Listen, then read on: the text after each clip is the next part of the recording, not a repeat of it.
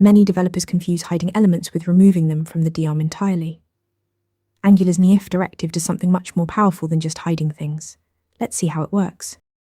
The *ngIf is a structural directive in Angular that conditionally adds or removes elements from the DOM entirely.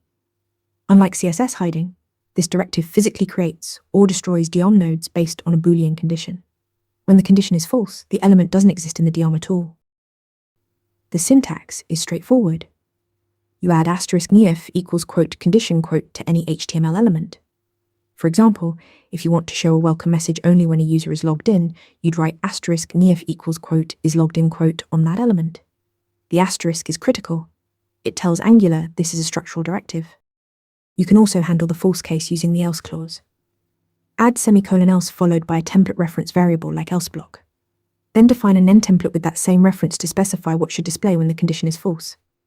This gives you clean if-else logic right in your template. Here's a key distinction. *ngIf removes elements from the DOM completely, while the hidden attribute just applies CSS display none.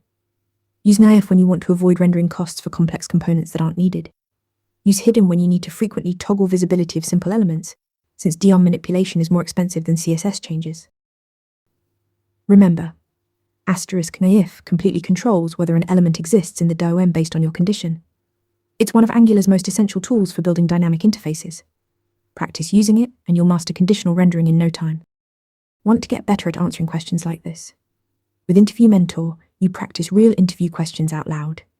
You get personalized feedback and a grade on every answer, and you can track your improvement over time.